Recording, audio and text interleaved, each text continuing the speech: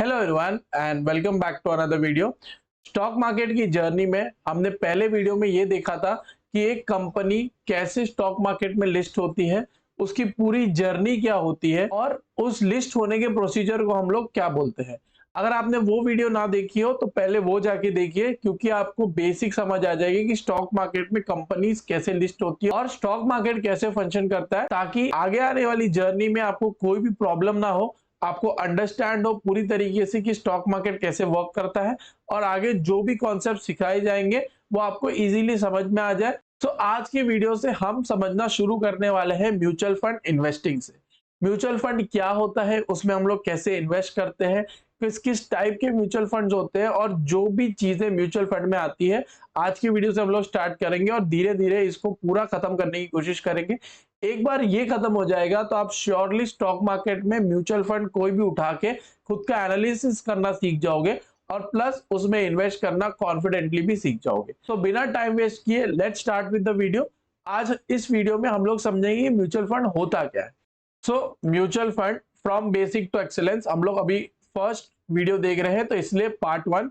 हम लोग जैसे जैसे इसमें आगे जाएंगे वैसे वैसे इसके पार्ट्स आते रहेंगे और जैसे ही हम लोग ये म्यूचुअल फंड की पूरी जर्नी को समझ लेंगे, आप म्यूचुअल फंड में किसी भी फंड को उठा के अपना एनालिसिस करना सीख जाओगे और खुद की इन्वेस्टिंग करना भी आप सीख जाओगे, जैसे ही हम लोग ये म्यूचुअल फंड के सभी पार्ट्स को खत्म कर देंगे। So let's start with the basic कि एक्चुअल में म्यूचुअल फंड होता क्या है। मैं आपको एग्जांपल से समझाऊंगा कि म्यूचुअल फंड होता क्या है।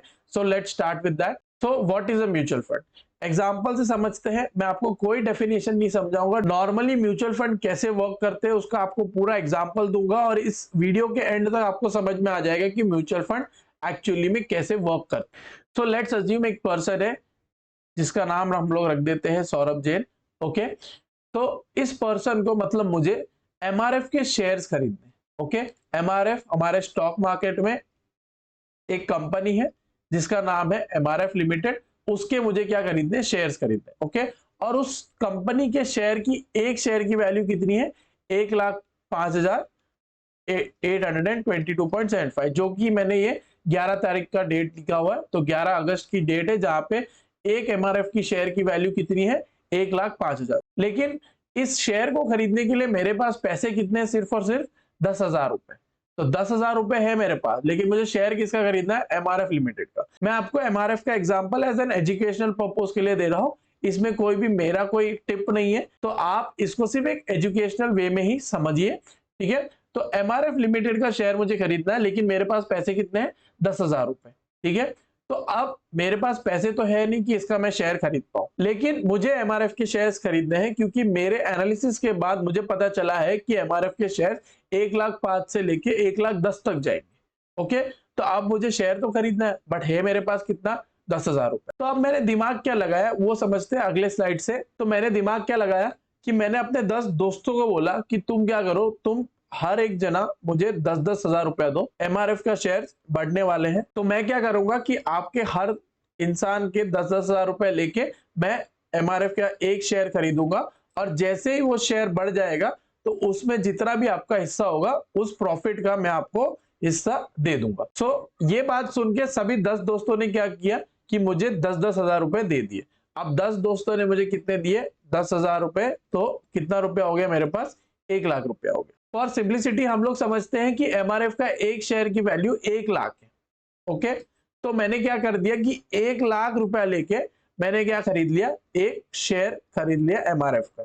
सो इस पूरे प्रोसीजर में एक चीज हम लोग ने क्या देखी कि इसमें हम लोग ने क्या किया कि हम लोग ने फंड्स को, जो पैसा था उसको हम लोग ने लोगों से लिया, तो उसको हम लोग ने क्या किया, पूल किया लोगों से। तो हम लोग ने क्या किया है पूरे इस प्रोसीजर में कि पैसा लोगों से लेके, मतलब जिसके पास भी छोटे छोटे अमाउंट्स थे उसको पूरा लेके मैंने क्या किया, एक शेयर एमआरएफ का खरीद लिया। तो इस पूरे प्रोसीजर में मैंने क्या किया, मैंने फर्स्टली एमआरएफ का क्या किया, एनालिसिस किया कि वो क्या स्टॉक बढ़ेगा या नहीं बढ़ेगा। दूसरा, मैंने अपने खुद का पैसा डाला। ठीक है, तीसरा मैंने क्या किया, अपने दोस्तों को बोला कि तुम भी पैसा डालो। और चौथा मैंने क्या किया कि मैंने वो शेयर्स खरीदे। राइट, और लास्ट में क्या है कि अगर मेरा जो भी प्रॉफिट होगा उस प्रॉफिट को मैं क्या करूंगा, अपने दोस्तों में जितना उन्होंने पैसा दिया उस परसेंटेज में मैं बांट दूंगा। तो इस पूरे प्रोसीजर में मेरा सबसे बड़ा काम था, राइट, और मुझे सबसे ज्यादा टाइम भी लगाना पड़ा। लेकिन मेरा प्रॉफिट शेयरिंग क्या है? मेरा प्रॉफिट शेयरिंग जैसे मेरे दोस्तों ने जितना पैसा दिया उतना ही मुझे भी प्रॉफिट मिलेगा। लेकिन अब आता है म्यूचुअल फंड का फायदा। एग्जांपल सेम रखते हैं कि मुझे चाहिए एक शेयर एमआरएफ लिमिटेड का, लेकिन अभी इसमें मैं क्या करूंगा, मैं सिर्फ पैसे देने का काम करूं। जैसे मैंने पिछले स्लाइड में मैंने 10 दोस्तों को बोला कि तुम 10,000 रुपया दो, इस स्लाइड में भी सेम होगा कि हम लोग 10,000 रुपया हर एक पर्सन से लेंगे। ओके, हर एक पर्सन कितना देगा? 10,000 रुपया देगा। लेकिन इस बार मैं एमआरएफ शेयर्स खरीदने हैं या बेचने हैं इसका एनालिसिस नहीं करूंगा। ओके, ना ही मैं इस शेयर में इन्वेस्ट करूंगा खुद से, दूसरों से पैसा लेके मैं खुद इन्वेस्ट नहीं करूंगा। और जो मेरा प्रॉफिट शेयरिंग रेशियो होगा वो डिपेंड करेगा कि मैंने कितना पैसा डाला है। जैसे पिछले केस में भी था कि मैंने 10,000 डाला है, 1 लाख का शेयर है तो मेरा 10% मेरा बनेगा, सेम इसमें भी होगा। लेकिन इसमें मैं क्या काम कर रहा हूं? सिर्फ पैसा देने का काम कर रहा हूं। बाकी जो भी काम है, एनालिसिस का काम हो गया, इन्वेस्टिंग का काम हो गया, जो प्रॉफिट शेयरिंग है वो कौन करने वाला है? कोई और करने वाला, मैं नहीं करने वाला। तो अब ये काम करने कौन वाला है? ये काम करने वाला है एक एक्सपर्ट। एक्सपर्ट माने कौन?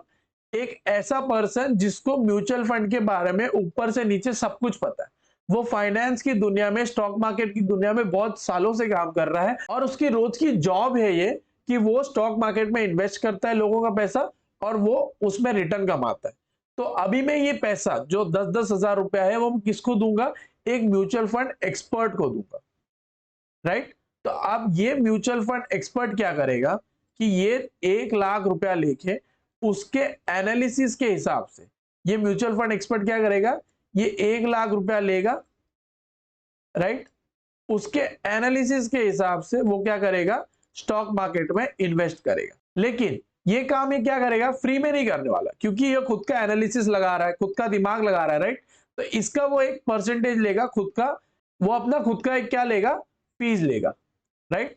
तो इस एनालिसिस का, खुद का इन्वेस्टिंग करने का, स्टॉक मार्केट को समझने का वो क्या ले रहा है? एक फीस ले रहा है। समझ में आ गया? सो अब इस पूरे प्रोसीजर में एक चीज हमने क्या देखी कि जो एनालिसिस का काम, जो मेहनत मैं कर रहा था, अब वो मेहनत कौन कर रहा है? कोई दूसरा बंदा कर रहा है, राइट। और वो दूसरा बंदा भी कौन है? एक म्यूचुअल फंड एक्सपर्ट है जिसको इसके बारे में पूरा नॉलेज है। मैं जो हूं मुझे इतना नॉलेज नहीं है, ठीक है। बाकी जो 10 लोग हैं उसको भी स्टॉक मार्केट के बारे में इतना नॉलेज नहीं होगा, लेकिन जो म्यूचुअल फंड एक्सपर्ट है उसको पूरे स्टॉक मार्केट की नॉलेज है। तो वो क्या कर रहा है? आपके बदले वो एनालिसिस कर रहा है, आपका पैसा वो खुद इन्वेस्ट कर रहा है, उसके बदले वो एक छोटा सा फीस लेगा जिसको हम लोग म्यूचुअल फंड में बोलते हैं एक्सपेंस रेशियो। ओके, ये हम लोग आगे जाके समझेंगे, लेकिन अभी इतने के लिए समझ लो कि जो म्यूचुअल फंड एक्सपर्ट अपनी फीस लेता है उसको हम लोग की तरफ से क्या बोलेंगे? Expense ratio. तो इस पूरे प्रोसीजर में मेन काम किसका है? म्यूचुअल फंड एक्सपर्ट का। मेरा काम कितना है? सिर्फ और सिर्फ 10,000 रुपया देने का। सो अब इस पूरे एक्सप्लेनेशन से हम लोग को क्या समझ में आया कि म्यूचुअल फंड कैसे काम करता है? म्यूचुअल फंड एक इंटरमीडियरी है। वो क्या करता है? लोगों का पैसा लेता है, ओके, उस पैसे को वो स्टॉक मार्केट में इन्वेस्ट करता है, जो जो भी कंपनी होगी उस कंपनी में इन्वेस्ट करता है। ये म्यूचुअल फंड करता क्या है? पहले तो एनालाइज करता है कि वो स्टॉक में इन्वेस्ट करना चाहिए या नहीं चाहिए, क्या वो रिटर्न देगा या नहीं देगा। सेकेंडली, वो लोगों का पैसा संभालती है, ठीक है, तो मैनेजमेंट ऑफ मनी बोल सकते हैं हम लोग। प्लस वो प्रॉफिट जनरेट करके उसको शेयर करती है, उसके बदले, ये सब काम के बदले वो क्या लेती है? एक छोटा सा फीस लेती है। तो इससे हम लोग ये समझ में आता है कि स्टॉक मार्केट में इन्वेस्ट करने का सबसे इजी तरीका क्या है कि आप म्यूचुअल फंड में इन्वेस्ट करो। क्योंकि अगर आप म्यूचुअल फंड में इन्वेस्ट करोगे तो जो भी मेहनत का काम है वो कौन करने वाला है? फंड हाउस करने वाला है। तो म्यूचुअल फंड इन्वेस्टिंग इसलिए बहुत इजी मानी जाती है क्योंकि जो भारी भारी काम है वो फंड हाउस करता है, उसके बदले वो थोड़ा सा फीस ले लेता है। अदरवाइज आपके पैसे का रिटर्न जो कमाना है आपको, वो डायरेक्टली आप म्यूचुअल फंड में इन्वेस्ट कर लो, आपको अपने आप उसमें रिटर्न मिल जाएगा। आपको ज्यादा मेहनत करने की भी जरूरत नहीं है। आप मंथली अपने खुद के जेब से जितना आप निकाल सकते हो उतना आप म्यूचुअल फंड में इन्वेस्ट करो और उसके बदले आपको रिटर्न मिल जाएगा, जो कि आपके एफडीज और सेविंग से तो बहुत ही ज्यादा होगा। हम जैसे जैसे इस म्यूचुअल फंड की जर्नी में आगे जाएंगे तो हम लोग समझेंगे कि कौन कौन से म्यूचुअल फंड में हमें इन्वेस्ट करना चाहिए, किस किस कैटेगरी के हमारे पास म्यूचुअल फंड है, राइट। आपके इन्वेस्टमेंट ऑब्जेक्टिव्स क्या है, अगर आपको किसी चीज की जरूरत है तो आपको कौन से टाइप के म्यूचुअल फंड में इन्वेस्ट करना चाहिए और कौन से टाइप से आपको दूर रहना चाहिए। लेकिन अभी इससे हम लोग को ये समझ में आ गया कि म्यूचुअल फंड वर्क कैसे करता है। इसमें मेजॉरिटी जो काम है वो सिर्फ फंड हाउस करता है। आपका काम सिर्फ ये है कि आपको इस म्यूचुअल फंड में इन्वेस्ट करना है, वो भी रेगुलरली, ताकि आपको प्रॉपर अच्छे से रिटर्न मिल सके। सो इस तरीके से हमको ये समझ में आया इस पूरे वीडियो में कि म्यूचुअल फंड कैसे वर्क करते हैं, क्या होता है म्यूचुअल फंड का तरीका स्टॉक मार्केट में इन्वेस्ट करने का, उसका प्रोस क्या है, उसके फायदे क्या है और उसके नुकसान क्या है। धीरे धीरे हम लोग समझेंगे कि कौन कौन से टाइप के म्यूचुअल फंड्स होते हैं, किस टाइप में आपको इन्वेस्ट करना चाहिए, किस टाइप को आपको अवॉइड करना चाहिए, और किस तरीके से आप स्टॉक मार्केट में इन्वेस्ट करने की शुरुआत कर सकते हो, कैसे आप डीमैट अकाउंट ओपन कर सकते हो। ये पूरी चीज मैं इस जर्नी में आपको बताऊंगा। इस म्यूचुअल फंड के पूरे सीरीज में आपको ये समझ में आ जाएगा, और इस पूरे म्यूचुअल फंड की सीरीज खत्म होने के बाद आप इजीली कोई भी फंड को उठा के उसका एनालिसिस करके खुद आप इन्वेस्टिंग करने की शुरुआत कर सकते हो। तो आज की वीडियो के लिए बस इतना ही। हम लोग ने बेसिक से शुरुआत की है, जैसे जैसे हम लोग आगे बढ़ेंगे हम लोग इसके अंदर इन डेप्थ जाएंगे और इसको पूरी तरीके से अंडरस्टैंड भी करेंगे। अगर आपको इस वीडियो में कुछ भी नया सीखने मिला हो तो इस वीडियो को लाइक जरूर करना, अपने दोस्तों के साथ शेयर जरूर करना, और इस चैनल को जरूर सपोर्ट करके सब्सक्राइब जरूर करना। सो मैं आपको मिलता हूं अगले वीडियो में। Till then thank you so much for watching and bye bye.